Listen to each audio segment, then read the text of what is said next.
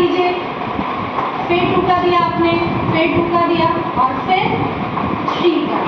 ठीक है, अब 100 के भी और बड़े हो जाएंगे तो 100 के भी करो। 2 का दिया आपने 50 हुआ, फिर 2 का दिया 25, अब आपने 5 का डिवाइड दिया 5, फिर 5 का, तो ये आपके 100 के फैक्टर्स हुए। आप इसको फैक्टर्स से करना है, कैसे करोगे? 96 के फैक्टर्स लिखिए।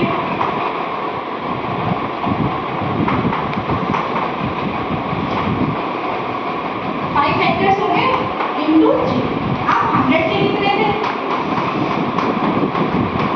ये 100 के हो गए। ठीक है, 2 से 2 कैंसिल, जंक्शन समझ आया आपको? ये इससे कैंसिल, ये इससे कैंसिल, बस अब कुछ भी कट नहीं हो रहा।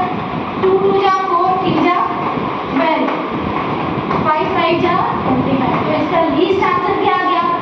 12/25। अगर ये भी बड़ा लग रहा है तो आपका कोई सिंपल सा मेथड, ये भी अगर आपको बड़ा लगे, 96 और 100 दोनों आपको पता है इक्वल नंबर्स है, तो दोनों में किसका डिवाइड जा रहा है? 2 का दे दीजिए। ठीक है, ऐसे कर लीजिए, ये याद रहता है। तो आपने जब इसमें 2 का दिया ये 48 हो गया, इसमें दिया तो 50 हो गया। अभी भी ये दोनों आपको पता है इक्वल नंबर से। इक्वल क्यों है? क्योंकि दोनों के लास्ट में 0 8 2 4 6 जिसके भी लास्ट में आ रहा हो सॉरी वो नंबर्स क्या होंगे? इक्वल। इन दोनों में फिर से 2 का जा रहा है तो फिर 2 का दे दीजिए आप। तो ये आपका हो गया 24 और ये 25,